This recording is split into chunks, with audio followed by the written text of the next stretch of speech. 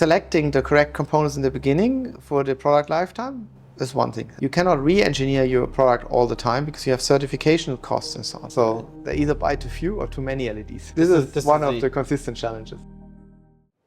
Okay, so at Cellenius, how do you approach research and development to continuously improve your special lighting offerings to your clients in the West, in Europe, in America?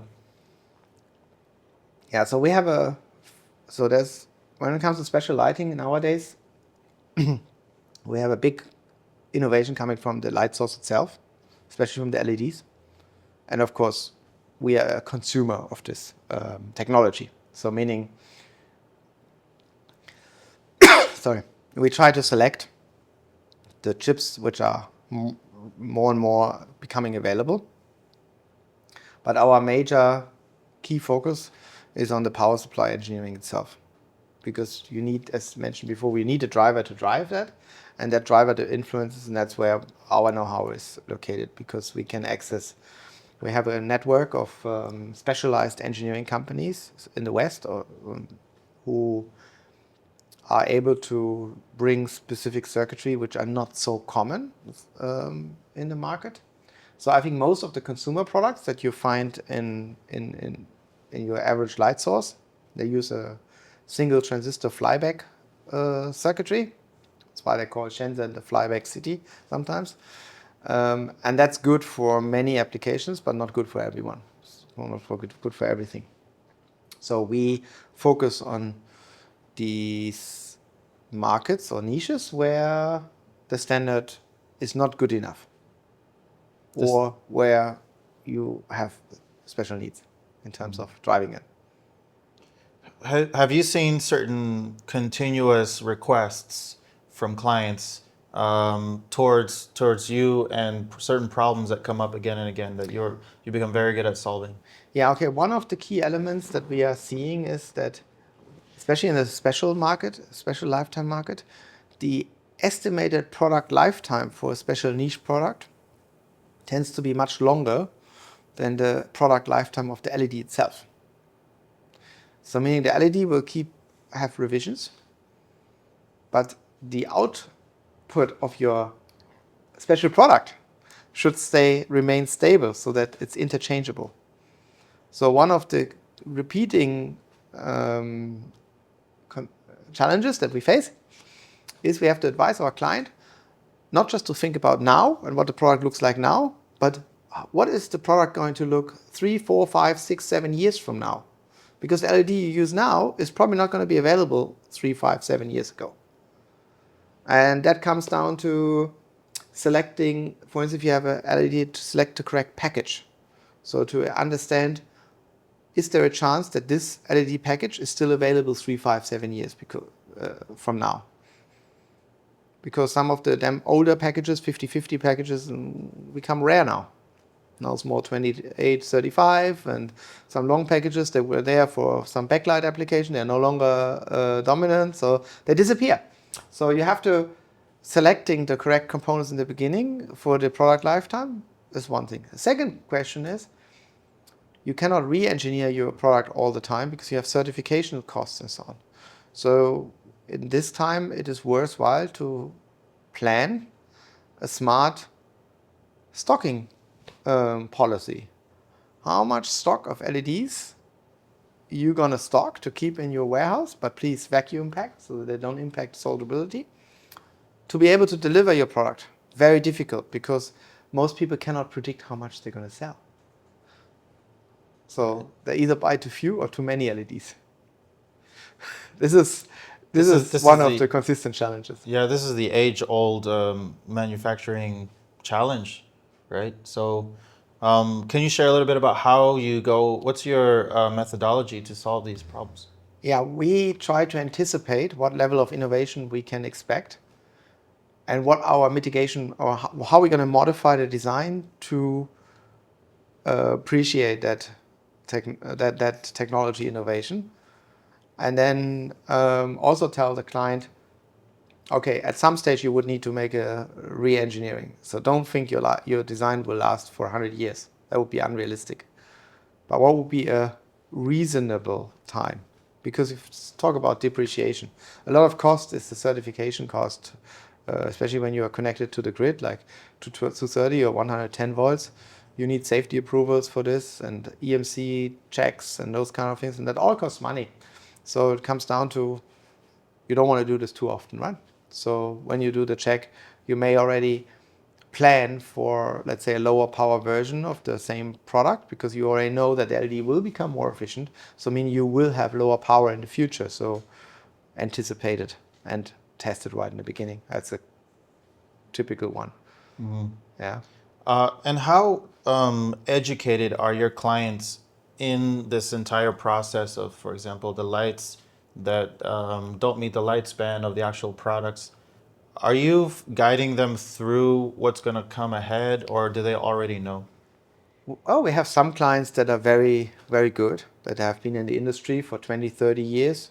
They know from a technical point what they want, but not necessarily from a supply chain.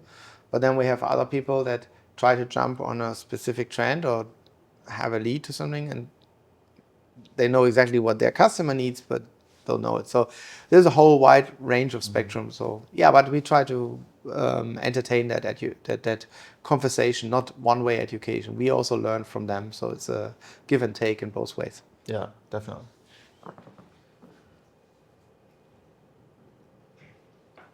What are the key performance metrics that clients should expect from their special lighting products?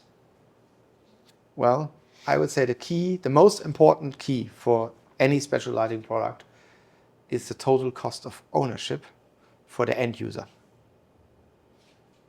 How much does it cost you, let's say, sitting in the studio like we do today, from the time you buy the lamp, the electricity to operate the lamp, the filters you may have to change or to clean it, the cleaning of it, all the way to recycling it until you think, oh, I can't use this one, I need to replace it. What's that total cost? And I think a lot of people are not aware of that. But these are costs that are passed down to the end user, for example, to the electricity bill. Or do you mean more like the cost on the manufacturing side or the Well, side? in special lighting, most of the applications are either in the commercial or in the industrial space. So these people are usually very cost focused. Oh, yeah. Yeah, so and even though you deliver a feature, but when you try to sell a lamp to a manufacturer, they will ask you, what will it cost me to operate it? What does it deliver relative to what I do right now? And you need to answer those questions. How do you calculate the total lifetime cost of one of these special lighting products? First of all, you can only estimate your lifetime. You don't know exactly, right? Because by the time you know, your product's already out of date. Because testing a lamp for 50,000 hours is a hard part, because you cannot run your lamp for 6 years continuously and then after 6 years go out and sell your product. That would be that would not be a thing. So you have to come up with a kind of assumption and a model. Yeah, and so the light itself, the typical LED is rated for 50,000, maybe all the way to 70,000 LEDs. But in your design, will a single LED failure mean a total failure of a product? Or, for instance, if you have a disperser, can you allow for some LEDs to go dark without making the whole lamp dark?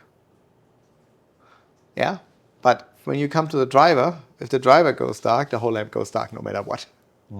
So the thing is how you assume it. Then of course it depends on the use case. Yeah, if your product is used 2 hours every month, it doesn't matter. If your lamp is used 14 hours every day, it does matter a lot. So what is the main variable that would extend the lifespan and reduce the cost in special lighting that clients should know about? Well, the electronic components inside the driver play a huge role. And the second parameter, which is also very important, is the thermal management of the components in the driver as well as in the LED itself. If you can manage, you keep your LED temperature relatively reasonable, you tend to get a good lifetime. If you're driving it up above 100 degrees, your lifetime will be usually quite limited because the chemicals on the LEDs will degrade. And So if we want something that lasts a long time and it's also cheap, would you say this is an impossible ask? Or what are the drivers of the cost that create the cost to go up as far as all these components? yes, so there are certain components which are designed for longer lifetime, and they are more expensive. Right, that's should come as no surprise. Yes. By how much is the question. So that's why I'm also asking our clients when it comes to what is the cost of a failure. Oh, so Let's say here, today, we're sitting in a studio. You rent a studio. You pay for the studio. If you don't have a backup lamp, and that major lamp fails, our shot is finished right here. right. And if this happens in the morning and you were planning until the afternoon, It's no good. not good, right? Not good, right? So same thing is applying to where your product is being used. Let's say if it's in a normal office space, you go on your table, you have a lamp, out of 4 lamps, 1 is down, you still can perform your work, right? Doesn't matter. If your lamp is, let's say, in a nuclear power plant, and your electrician first needs a security clearing to get in there and to fix that, and has to get, maybe because it's 5-6 meters high, has to get a structure in there. The cost is fundamentally different. So it very much depends on what is the cost of a failure. Because and that's part of the total cost of ownership, and plannable failures or unplannable failures. So often, say, like for more sophisticated serial applications, we get the question, okay, so what is the lifespan of the product? But not the lifespan that's written in the data sheet, which is 50 or 70% survive, but what is the 95 or 98% lifespan? So what confidence do you have that 98% of my lamps, when it's like many lamps, like in a commercial application, stay good, a good output? And then if we change all, because the cost of changing one to changing many, the cost difference is not so huge. So you ask your clients, what is the cost of failure compared to what is the cost of getting these certain components that will increase the lifespan and the efficiency, and Yeah, of then course. weighing those Of course. those two It's costs. a give and take, yeah. You Yeah. cannot make a one-fits-all answer to this. You really have to understand where it goes. Yeah, and I think those are conversations that these entrepreneurs probably hadn't considered until you asked them that. And then it's something which they realize, oh, this is something I need to understand. Yeah, and then the other problem is that the end customer often doesn't appreciate. So there's a challenge that even you know it, but getting it across is a different story, you know? How many buyers in the end say, I don't care. I just want this lamp now. Right. Yeah, I mean, I think humans are just emotional creatures, more than logical creatures, debatably. Well, it's part of it. So again, whether you are able to deliver on the promise or to get that promise down on the road is a different story. But at least in an industrial environment where costs are well calculated and reviewed and turned ups and downs, it's easier. But in a livable experience in a place where it's a commercial real estate, it's a lot more difficult because the architect is paid to deliver a certain image. And if he delivers the image, he doesn't necessarily invest into the money to deliver it for a long time, because for him, he gets paid, he's done, you know? And the others didn't pay attention. So it also very much depends on the setup in the decision-making matrix of the end customer.